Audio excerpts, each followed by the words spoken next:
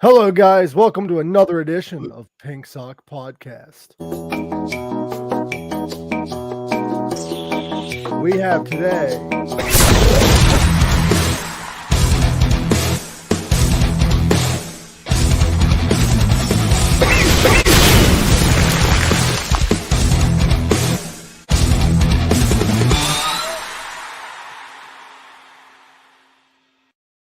I was rudely interrupted by my own freaking intro. Today we have LA Maybe. What's up, guys? How's it going? I'm doing good. How you doing, bro? Doing good. Yeah, thanks for having me. No problem, dude. Honestly, it completely slipped my mind because we haven't been emailing back and forth or anything, and I'm like, wait, I thought that was I got all my dates mixed up, but I'm glad to have you. Yeah, no worries. Happy to be here. It's awesome. So I got a question. I was thinking today, I'm like, wait, are we in different time zones? And no, you're in the Carolinas. Yeah, we're in Charlotte, North Carolina. Yep. So is the band LA Maybe, like maybe we could be from LA? Is that how you came up? No, it's we'll a discuss phrase about that. It's what? It's a phrase I heard. Somebody said she gave me the old LA Maybe. So I was like, oh, that's great. We're gonna use that as a band name. So do you know what that means? Yeah, to me it was like the the stereotypical flaky kind of Angelino vibe, can't say yes or no, it's kind of a maybe, or maybe unless something better comes along, that kind of thing. So we liked that kind of vibe, so we went with that. She gives you the LA Maybe, you give her the Hollywood goodbye. That's what put that in a lyric. Yeah. But you guys are promoting your latest album, Dirty Damn Tricks, the Deluxe Edition, not the the Deluxe Edition. We also have a brand new single out called Down to Fight, which is really I was going to get to that because you just released the music video for that too. Yeah, that all came out while we were on the Kiss cruise, which was a couple weeks ago now at this point. So that was a really cool experience. And yeah, the single couldn't be more excited about that single, and we're super excited for that. I love it. I was listening to it, and it's incredible. Your music is great. You guys, I listened to your music, and I'm like, did this come out in 1980? Nope, it came out in 2022. Like 22. Yeah, I love that. That's great. That's kind of the vibe we're going for. So that's why you belonged on the Kiss cruise. Speaking of, I know you guys have your own podcast. You kind of talked about it on your show, but the Kiss cruise, did you guys end up meeting Kiss on this cruise, or were they hiding in their locker room? Like, how's that work? Yeah, they were definitely around, but you're right, they were kind of definitely separated from the rest of us. So all the other artists are together.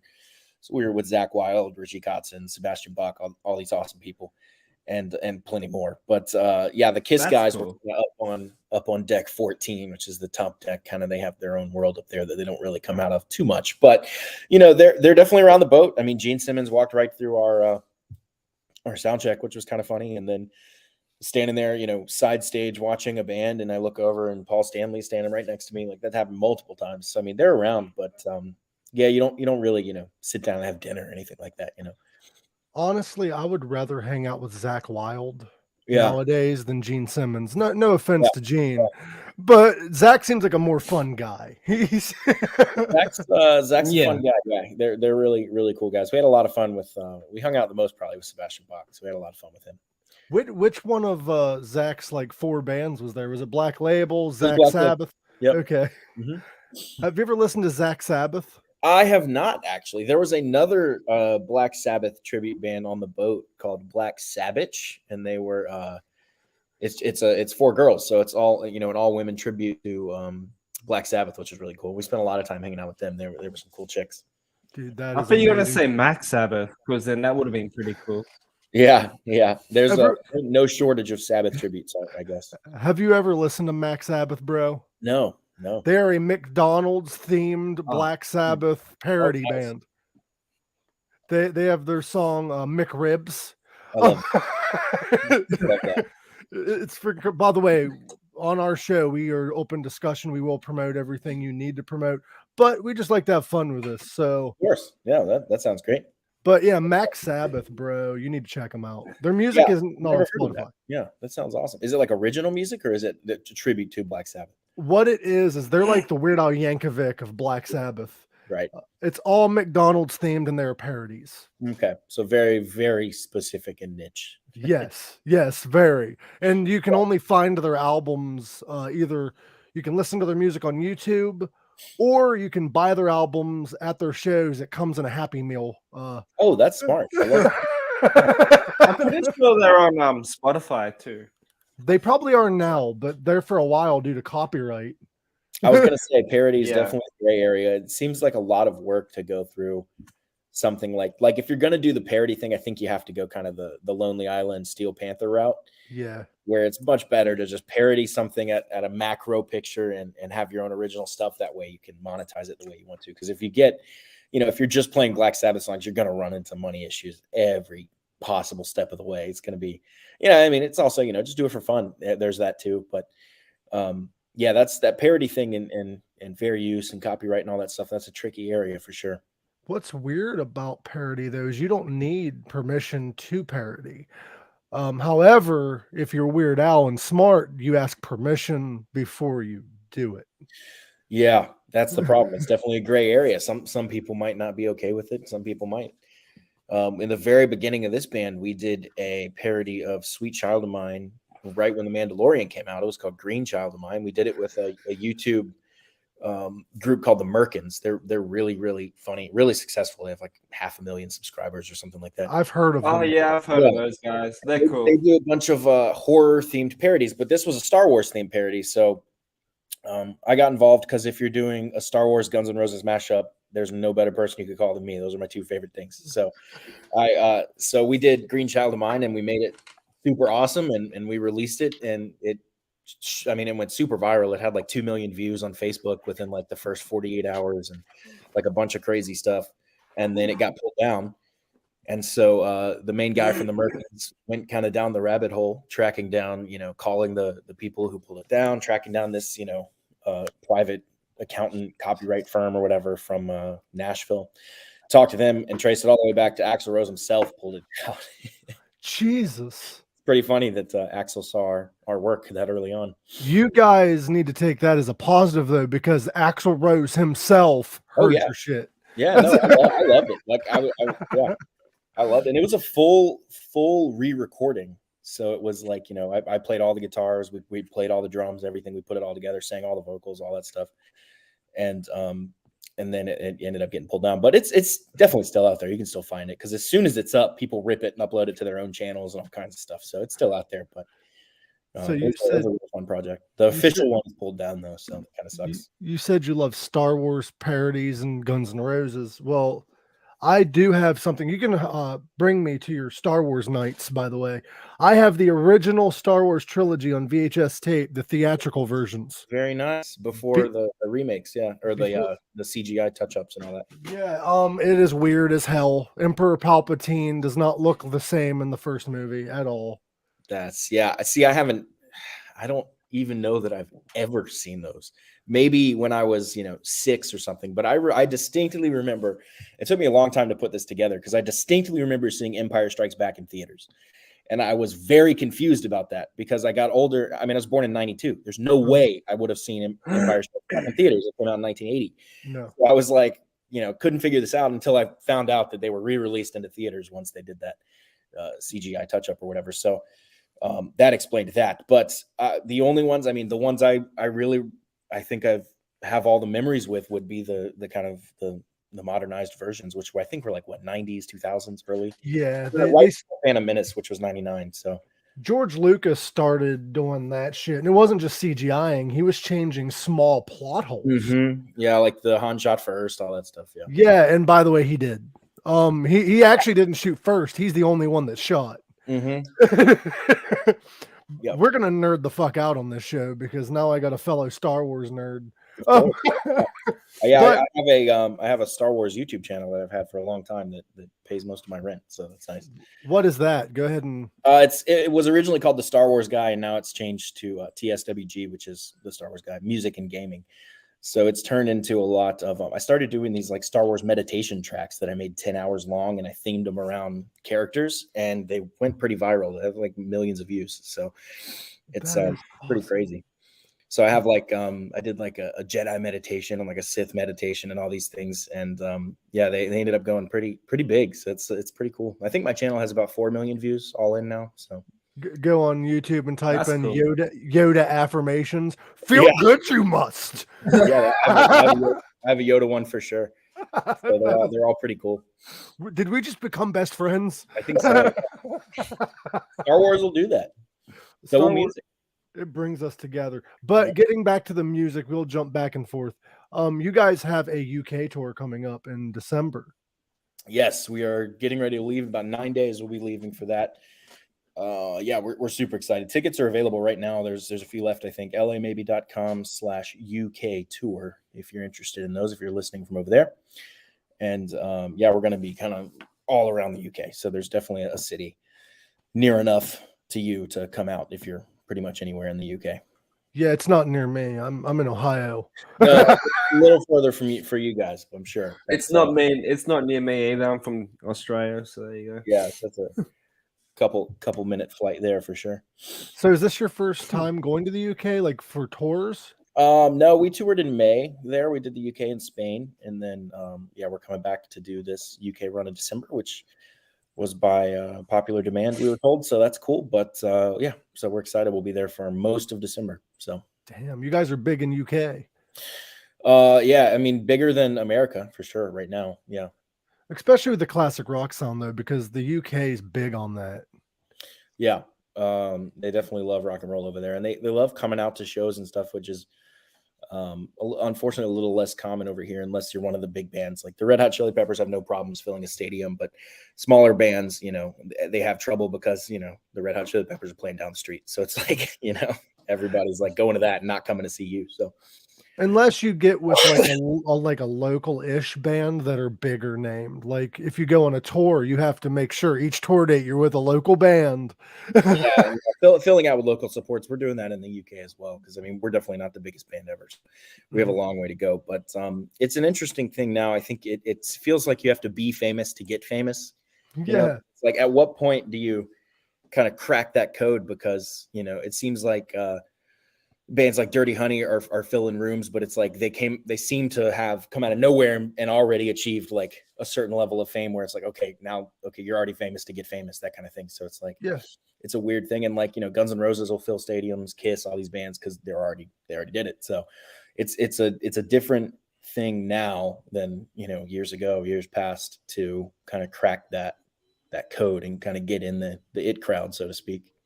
It seems like a lot of bands too. You're like, where were they before they were famous? Oh, they've been famous the entire time they were a band. Yeah. Exactly. Or sometimes you'll hear like the 1975, like they kind of seem to come out of nowhere when you trace it back. And I went on their Facebook page, and Facebook will tell you when the page was built. It was built like 12 years ago, like or something crazy.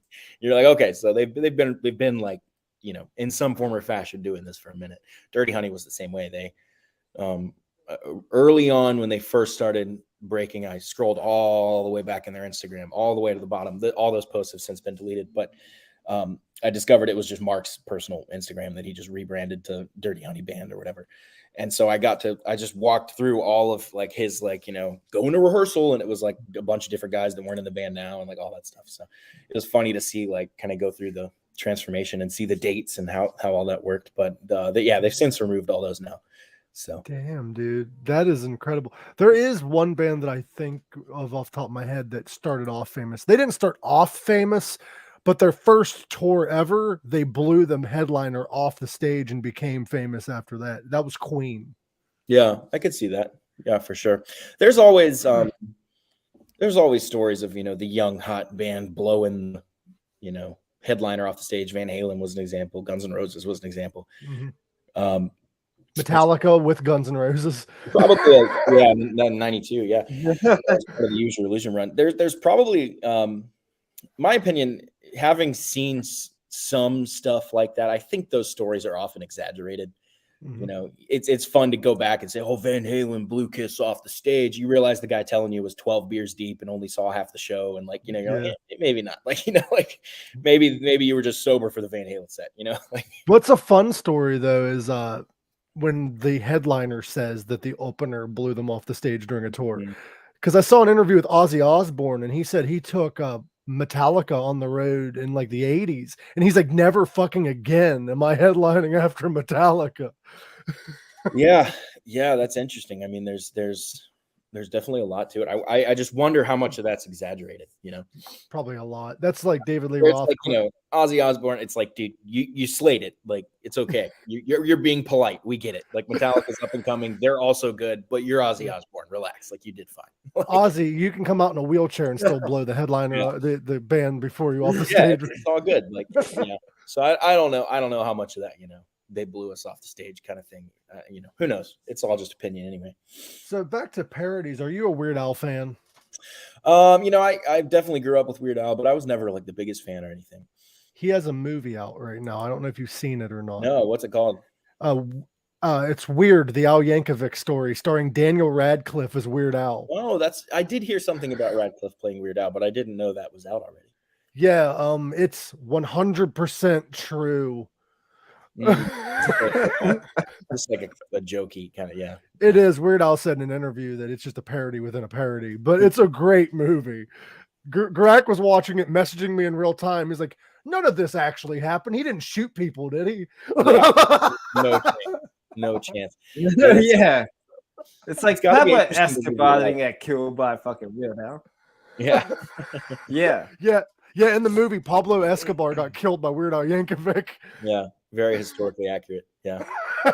And save Madonna. Like, man. So did you want to talk about your latest single? Like, what's it about? What inspired you guys to make it? How long did it take to make? It didn't take too long to make. It kind of came, you know, we had some riffs floating around, and we ended up taking one of those riffs and turning it into this song. And we just wanted to write a song about kind of aggression, and the video was themed off of aggression and chaos as well. And so we kind of put it all together and came up with Down to Fight. And I think it works perfectly for like a UFC walkout or a WWE walkout or something like that. And it just has that kind of vibe, a sports highlight reel vibe. In any of those, this song would fit perfectly with any of those kind of concepts. But it's the music video is really ambitious. We had a bunch of extras. We chainsawed through a couch that was on fire. We did a lot of crazy stuff. That we had a lot of fun shooting that video. So we're proud of it, and we're excited to finally have it out there. It's been just rumors for a while, so it could be the theme song for the new AEW pay-per-view. Perfect. That stuff. Yeah, that's awesome. Did you see that Chris Jericho wants to add pro wrestling to the Olympics? No, I didn't see that. He has a point. No, he has a point. People were laughing about it, and he's like, no, think about it. Gymnastics are in the Olympics, and it's two people working together to make a entertaining spectacle. Why can't pro wrestling be the same thing? Mm-hmm. And I'm like, I don't follow pro wrestling. I have a lot of friends that do, but it's popular down here as far as I know. But that and NASCAR. But yeah, I don't know enough about it to have an opinion on that really. But I definitely think any wrestling fan is really good at justifying why wrestling is good. So I've definitely encountered that for sure. I love when people are like, it's fake, it's scripted. I'm like, so is the movies you watch. Like, just let me enjoy what I enjoy. Yeah, it's just entertainment. I mean, it's the same thing. So I totally get that. I don't like football, but I like wrestling. I don't know if I have this underlying love for men in spandex. I don't know what. That's definitely part of it for sure. So anyway, you guys, for this deluxe edition of the album, what made you guys want to release this instead of just re-releasing the album with bonus tracks? That's essentially what we did. We wanted to stay in front of people because we realized it just been too long since we released anything. So we went back, revisited some of the tracks and made some acoustic versions, and then added one, snuck one new song, the very last one, The Long Road, on there. And we did the acoustic version of that. The full electrified version of Long Road is the next single that's going to be coming out. But we kind of wanted to give a little preface to that with this deluxe. We snuck that on there, added a couple demos from years ago, and then called it a day. So there's 16 tracks on there, 6 bonus tracks, 10 of the original tracks. And we repackaged it and re-released it because we wanted to stay in front of all of our fans. So give them something new. Is this leading up to another album or? Yeah, there'll be another album coming out next year. Hopefully next year. We're going to be releasing singles along the way, though. So we'll release most of the album as singles, and then it'll culminate in the full album, which will be really cool. But that's kind of the way it has to be done these days to stay in the algorithm with the streamers and all that stuff, and YouTube and all that. So doing that release method really helps us stay in front of fans more and get new fans as well. So that's why we're doing it that way. A lot of bands are doing that now, and some bands aren't even releasing albums anymore. They're just releasing singles. Yeah, you kind of have to. I mean, it sucks. It's not because people don't like albums. It's because the streamers reward and the algorithms reward releases more frequently. So you can't exactly release a full-length album every 6 weeks. That's cost prohibitive and unreasonable unless you're like Buckethead or something. So I was about ready to say that. Yeah, Buckethead has like 300 albums or something crazy. But and then there's gonna come quality issues and stuff like that too at that point. So there's it's a lot easier to just do singles. So what we're doing is, we're gonna have a 10-song album, but we're gonna do single, and then the 10-song album. So it'll be, you'll have it kind of building up to that. That way we kind of play the game from both angles. So we're still thinking in terms of albums. It's just released in a different way. We had one guy comment on our Facebook page, like, stop releasing singles. I'm not going to listen until you release an album. It's like, okay, don't listen. I don't care. Like, wait till next year. I mean, if you're willing to wait, then wait till next year. Yeah. And then all the comments below are like, this is my mate does the same thing. My friend does the same thing as well with his acoustic solo and his band. They just release singles, and then because he told me it's cheaper that way to do it. It is to release singles and albums. Yeah, there's that side. Maybe like a year or two later. Yeah, then maybe a year or two later, he'll just release like an EP or something like that. Yeah. Mm-hmm. Yeah, I'm definitely not the biggest fan of releasing things that way either, but it is just how it has to be right now. So I mean, I like it because I don't have to wait for the album to come out. Yeah, and you get more new stuff, so you're not left. So there's so many artists releasing so much stuff now. If the LA maybe goes away for 2 years, you've completely forgotten we exist. Yeah. So, and you're like, oh yeah, I remember these guys. I didn't know they were still around, when our next album comes out. Meanwhile, we've been grinding it out. So it's like, it's not helpful for anyone. So it's much better to keep releasing stuff, stay in front of your audience, always be giving them something new. So they never have a chance to forget who you are. You're always hitting them with something new and keeping it fresh and giving value to your audience instead of always asking them for stuff. Donate, buy this, buy that. It's a lot of that. So you got to give them something in return. Yeah, it's not humans' fault, but a lot of humans, we have short attention spans. So you have to, because there's been bands where I'm like, wait, they've released more albums since like 2005. Yeah, yeah, for sure. I'll go back to some of my favorite bands that I loved. I'll be like, oh, they're still around. Like I didn't know, and it's probably because they're following that old school album format. Yeah. And that just doesn't really work so much anymore. A full album every 2 years, that kind of was the way it went for a long time, and not really that way anymore. So, things change, we adapt. So I got a friend in the chat. He, I'm sorry to change the subject. He just has me laughing over here. He comments this on people's TikToks. Mm-hmm. Fuzzy little man peach to see their reaction. Perfect. No, it's funny because ever watch the Mighty Bosch? There's a character by the name of old Greg. Mm-hmm. Yeah, that's what he's doing. He's like, I'm old Greg, you fuzzy little. People get so mad though. Really? They're like, I'm not a fuzzy man peach, because he does it on like really masculine men's pages, and they're like, fuck you, I'm not a man peach, and they fucking block him. Oh, that's so funny. People are so thin-skinned. It's hilarious. Like it was like an older lady, and she's like, she loved it. Yeah.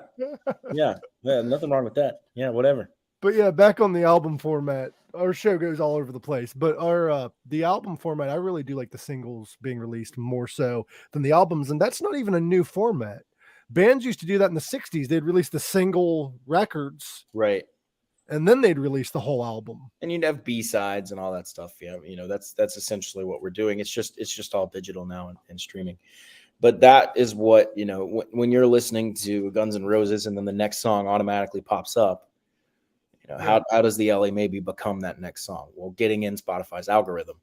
And that's how you get in the algorithm. So it's a game you kind of have to play now to get people to discover who you are, because money always goes to where the eyeballs are and where the people are, and that Spotify is a big one. And Apple, YouTube, Facebook, all this stuff. So between that and networking, networking's as big now as it ever has been. Yeah, I mean that's never changed as far as I know. So that's and that Kiss Cruise was all about that. So that was super fun. We got to meet a ton of cool people. So super helpful in that regard.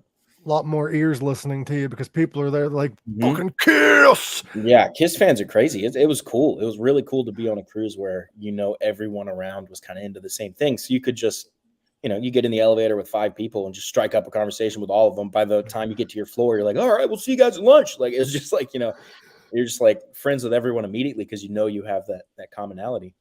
Kiss fans are the original, and this is going to be weird, but hear me out. Kiss fans are the original Slayer fans in the regards where they're like, fucking Kiss is in town, we gotta go. Yep. Like they're the Kiss Army. Yeah, it's called the Kiss Army. That, yeah, Kiss the Navy. Yep. They have a whole they have a Navy too. Is that what you said? Yeah, we have the Kiss Navy. I have a hat sitting in the other room. I got my Kiss lunchbox and my Kiss snow globe that they gave us sitting here too on my top of my fridge. So you're a fan. No, I mean, I was never a huge fan of Kiss, but they definitely gave us a lot of goodies on the boat, so that was cool. You're like free Kiss memorabilia. Yeah, no, I have the Kiss lunchbox, the Kiss Cruise 11 Kisstory at sea. That's cool. Did you ever see that video? It was when Gene Simmons was on Howard Stern. No, there was a guy on there. He's an impersonationist, and he impersonates a perfect Gene Simmons. Oh, that's cool. So he started being an asshole on the show, and people thought it was the real Gene. So Gene caught wind of it and showed up. And he was like, I'm not here to talk about whoever thinks they're funny. I'm here because I want to advertise the new Kiss coffin. And the guy interrupted Gene. He's like, for an extra $4,000, we will bury you with Ace Frehley and you can spoon with Kiss for all of eternity. And Gene's like, you shut up. And they're arguing back and forth and nobody knew who was talking. Oh, that's so funny. I love that. Yeah, Kiss is definitely they're the king of that stuff, the monetization, the branding, the business side of things. They definitely figured that out early on, in the same way that Star Wars did. George Lucas retained all the merchandising rights, which at the time everyone was like, yeah, whatever, keep those, we don't care. You're not going to merchandise this movie. And then of course Star Wars merchandise is like one of the biggest merchandise things in the world. So it's like, he was smart enough to see that, and Kiss and Star Wars are very similar in a lot of ways, I would say. Yeah, they both are in that. I mean, both of them were in space. You got Space Ace, but with Kiss though, the difference between Kiss and Star Wars is, and no offense to Kiss, but Kiss doesn't have to release music anymore. They can just sell merchandise and tour. Star Wars, they release like 14 shows a year or some shit. Yeah, they definitely have stepped it up a lot. Stepped it up a lot lately for sure. Kiss is still releasing stuff I don't remember when their last release was, but they've definitely released stuff in the 2000s and the 2010s. So they're I think it was Monster was the last album, which was the last one. I had Sonic Boom, the one before that. I had that one. Wasn't Sonic Boom, that wasn't too bad. Wasn't Sonic Boom, maybe it was the last one that had the original lineup on a few songs, or was that Psycho Circus? As far as the original lineup, no, Psycho Circus. They've definitely. But Psycho Circus had like Bruce Kulick and stuff like that in it. He co-wrote some of the songs, I think. Yeah, Bruce was on the boat. We talked with him for a bit. He was a cool guy. Oh, that's awesome. He's one of my favorite. Yeah, he did the 80s Kiss. I think he did like the 80s Kiss set list or something like that with Todd Kurtz, if I'm not mistaken. Bruce, he's one of my favorite guitarists they've had. But that is an ace. Everybody to love him, and he was there not with Kiss, but as his own band, Bruce Kulick, and they ended up playing mostly Kiss songs. But it was he was a part of. But it was cool to see them there. So. Did you see Kiss reunited with Vinnie Vincent for like one event only? It was Vinnie Vincent's first appearance in like 20 years or so. Yeah, that's awesome. No, I didn't. Wasn't that with Ace Frehley? Yeah, Ace Frehley, Vinnie Vincent, Gene Simmons, Paul Stanley all was hanging out at an event, and they announced that he was going to be at the Kiss convention. And it was his first public appearance in like 20 something years. I'm like, damn. And he doesn't look bad. Yeah, because he went like kind of missing, went quiet for a bit. Like, yeah, he never disappeared. Didn't really heard from him after he left from Kiss. Yeah, he did Vinnie Vincent's Invasion, and then he kind of disappeared. Yeah, I had heard of that for sure. But see, I'm more of a fan of their solo stuff than the actual band. Yeah, a lot of people. I think a lot of people feel that same way. But yeah, I was never. The first 4 albums were good, but world, you know? So I definitely, the first time I'd ever seen them was on the boat. So how were they? Yeah, it was great. Yeah, it sounded great. Nothing wrong with that. On the boat, you miss a little bit, most of the spectacle. You don't have pyro and blood and all this crazy stuff. But they had some screens up and some cool videography type things going on in the background. I got to see Kiss and they were all right. Like, I'm not a big fan though, like you. I like their music, their first few albums, maybe like some of the 80s stuff with Bruce, but I'm not a huge fan of Kiss, more of their solo stuff. Like Ace. I love Ace's shit. More so. Everybody seems to like his stuff for sure. I couldn't tell you a song. I just never really got into that world, but I was like Guns N' Roses was my favorite band, and then kind of all that 80s glam metal and stuff got me into guitar, and then pretty quickly after that I moved into like Paul Gilbert and all that kind of craziness. I love all that too. Like, I listen to all kinds of music. You'll hear me playing polka and then Guns N' Roses. Yeah. Speaking of Guns, what was your thoughts on Chinese Democracy? I always liked that album. I thought, it never really stood a chance because everyone was just going to hate it, no matter what it was. I liked it too. But if you just listen to it as an album, it's a good album. Yeah, there's nothing wrong with it. I think it would have been more successful if Axl Rose marketed it as a solo album instead of a Guns N' Roses album. As weird as that sounds. Yeah, maybe. Yeah, I think a lot of people feel that way. But at the end of the day, I mean, he is kind of Guns N' Roses. It's synonymous with him. So, and there's Slash and Duff and all the guys as well. But at that time, he was Guns N' Roses. So. True. I mean, he is the only original member, even when Slash was in the band, because the way Guns N' Roses, you already know this because you're a fan, but for those that don't know, Guns N' Roses, when they first formed, Axl Rose had Hollywood Rose, and then you had Tracy Guns with LA Guns. Yeah. And they merged the two bands. Yep. But before the first album, Tracy's like, fuck this, I'm out. And they just kept the name Guns N' Roses. Yeah, we're good buddies with Tracy. We pulled him up on stage and he played we played a Zeppelin cover on the cruise, which is pretty cool. Oh, nice. Dude, that's awesome. Yeah, he's a really cool guy. We're having him on our podcast as a guest I think this week actually. But so that's Tracy? Funny you bring him up. Oh, he was on the boat just hanging out. We opened I saw them in his Instagram posts and stuff like that. Yeah. LA Guns played week 1. We played week 2, but just Tracy was also on week 2. He was just hanging out, and we opened. Did you see what Tracy done? Did you see what Tracy done? It was a while ago. I think it was at a gig, and he suffered from like social anxiety. So he hid him backstage and put his phone on Instagram Live, and did the show backstage in his dressing room while the band played on stage because he suffered from social anxiety. Yeah, I heard some about that. I heard it was also like super hot or something, but I don't know the story there. Yeah, that's crazy. So he streamed it on his phone. Yeah, I love Tracy. You need to have him on an album. That'd be cool. Have Tracy on an album. Yeah, he was just a really nice guy, and I just walked straight up to him, started talking to him. I was like, hey, we're playing up at the blah blah blah our next show on the boat or whatever. Come out, and if you want to jam, let's jam. He's like, yeah, let's do it. So we had him up to jam, and then we've just been in communication ever since. So where can we find your podcast? Just it's on YouTube. It's wherever you listen to podcasts. It's like Your New Favorite Band. You can just look up Your New Favorite Band or the LA Maybe. You can just go to our website, allmaybe.com. It's right there at the top. It says podcast. It'll list all the episodes and where you can find them and all that stuff. So wherever you are listening to podcasts, we're also there. So you can find them. And we also have all of your social media links in our description. So people can click on that. People can check you guys out. But it was nice chatting with you. We're about ready to wrap it up because I know you probably have a lot you got to do. You're writing music. You're writing your next 3 albums probably right now. Yeah, we got a lot going on for sure. But yeah, thank you guys so much for having me. I would love to have you back on sometime. We can nerd it the fuck out.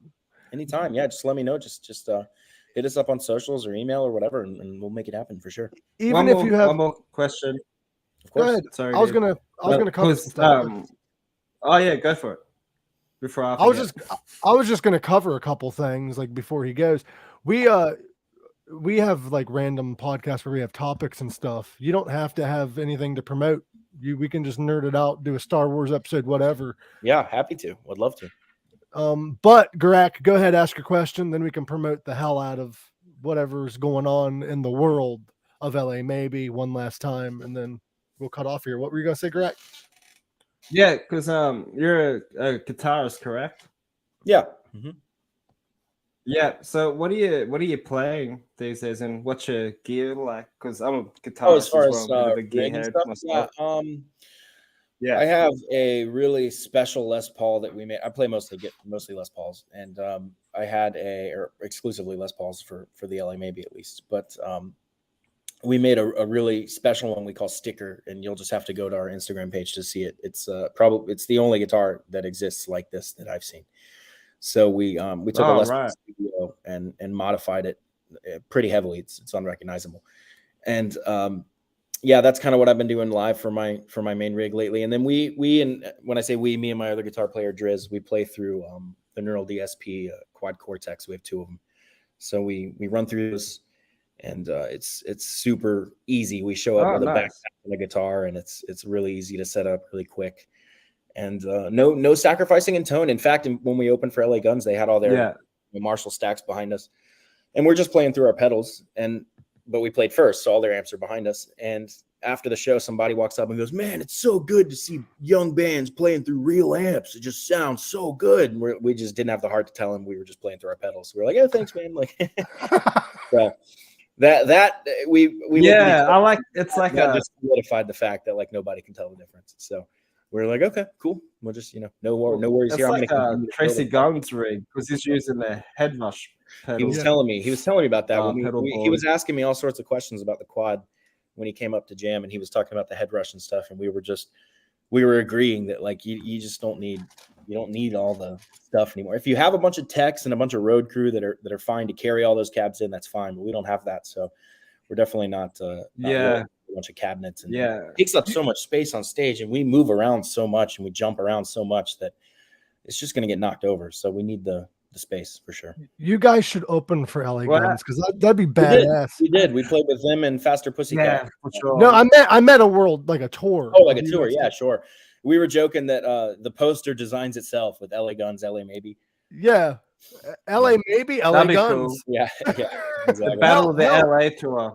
Yep. Hell, with the way LA Guns goes, you might become their next guitarist. Yeah. Who knows? Yeah. Tracy asked me number. I guess. Because it's an ongoing joke that LA Guns has had every single musician in LA. That's true. I'm not in LA, so I'll be the first one not in LA, I guess. But I mean, it makes sense. LA Guns, bring them on. LA Maybe. Go check out the Battle of Los Angeles. Yeah. I'd say going towards freaking Rising Against Machine. But go check out LA Maybe on all social media. You can just find them on lamaybe.com. Is that correct? That's correct. Oh, I'm good. Yeah, man. And check out the merch because I just had a look at the merch too. And it's your merch. We have a pretty insane merch store. You'll have to go check it out. I saw that. Scroll for days because there's like 500 items or something crazy there. You guys are the next Kiss. Yeah, there you go. Hey, happily, we'll make it happen. We get bobblehead dolls and shit. We need to take a note from their book for sure. There's worse bands you could model after for sure. Speaking of merch, Pink Sock Podcast. Marketing, mate. Marketing. Yeah. Here in the next month or so, I'm working through the details. We are going to have a Pink Sock merch shop. So very cool. It's going to be funny because this is a comedy / music show. So it is going to be some fun shit. I have one shirt. It's a muscle shirt. It says Queen on it, and it has a picture of me in drag. Nice. So. Got to be the Queen logo, though. Go to a Queen concert wearing that. Mm-hmm. Go to a Queen concert wearing it. Yeah, that would be good. But it was really nice talking to you, bro. Keep in touch. We'd love to have you on anytime you're available. If you see us live, we do sometimes put a StreamYard link in the description to join. So you're always welcome to join us. Okay. Go check out LA Maybe. They kick some serious ass. They're on Spotify. Maybe. They're on Spotify, everywhere you can stream, and you can even listen to their podcast. Your new favorite band. Now that you know who they are, if you haven't listened to them before, they are now your new favorite band. You're gonna change the podcast name for your new favorite podcast. Yeah. We should change that. We should collab. We should do your new favorite podcast. There we go. Crossover podcast. Yeah. Your new favorite pink sock. Do you know what a pink sock is? No, I'm new to the world here. Okay. When I first started this, it was supposed to be just me and two buddies talking crazy stories. So we named it Pink Sock Podcast. And then it got too far along to change the name. So what a pink sock is it is a slang term for a prolapsed rectum. Okay, yeah, I was wondering it was probably something like that. Yeah, so your new favorite pink sock would work. There you go. I'm glad you have multiple pink socks to choose from. Yeah, depending on how the weather is. You're picking I like that. That should be a slogan on the back of a t-shirt. Yep. I actually want to get underwear. So this guy has ideas. Yeah, I want to get underwear made. On the back, it says my other pink sock is a podcast. Like the old bumper stickers. But anyway, I'm gonna let you go, brother. You gotta catch up on the Mandalorian and all that. Oh, no, I'm up on that. Yeah, what's weird is it's hard being a Star Wars nerd and be busy because they have Mandalorian, Book of Boba Fett. They have it. There's the one that's out now that I'm up on. Yeah, they're making a Knights of the Old Republic. I heard that would be cool. They've canceled it like 6 times, so let's see. But they've been talking about it for like a decade. So, well, the latest I heard is it was supposed to be starring Keanu Reeves. Yeah, who knows? Who knows what you see though that's real and what's a fan made Photoshop thing? Because some of those I've seen trailers and all sorts of stuff that looks so real, and then you watch it and you're like, "This is amazing," and all the comments are like, "This isn't real. This isn't real. This isn't real." It's like, so who knows? But yeah, there was going to be the guys from Game of Thrones were going to head up a trilogy based on or set in the Old Republic era, which would have been really cool, but that got canceled years ago. So they need to make it canon. Who knows? Like, come on now. Some of it's canon already. I know they're remaking the game. I have heard that. So that'll be cool. Oh, nice. I'll check that out. They're also doing a Beetlejuice sequel too, but okay, nice. That's cool. With Johnny Depp supposedly. We'll see. But we will do a part 2. I love everyone that's listening. Thank you all for tuning in, and go check out Dirty Damn Tricks because that is a damn good album. Check out the Deluxe Edition though, because there's a lot more on that. And they need more listens on their current stuff because we need a new album. Yep, it's coming. Doesn't it drive you nuts when you just release an album and somebody's like, when are you releasing something new? I just did months ago. That goes back. Yeah, that goes back to the thing we were saying. Like, it's much easier to just release singles, and then because whether you release 100-song album or one song, it's the same response every time. So you might as well just do the one song. Yeah, because people are like, why aren't you going to release the new album? I just released one 6 months ago. You could release the 88 song, Use Your Illusion Super Deluxe Edition. And then 2 days after it's out, somebody's like, when's the next new thing? You're like, oh my God, dude. Like, come on. Like, we just released 100 tracks. So when's your next release? Here it is. It's the greatest hits album. I applaud bands like you guys that release a new album every year because that's hard to do. Stay creative. Like Black Sabbath used to release 2 albums a year the first couple of years they're out. I'm like, how the fuck? Same with the Kiss. Yep. Now Kiss, it's like once every 20 years. Yeah, for sure. But anyway, we've said bye multiple times. We're going to get off of here. Go check out LA Maybe, lamaybe.com. And it was awesome chatting with you, bro. Awesome. Yeah, likewise, guys. Anytime, let me know. All right. And as always, live long, rock hard. And we are out.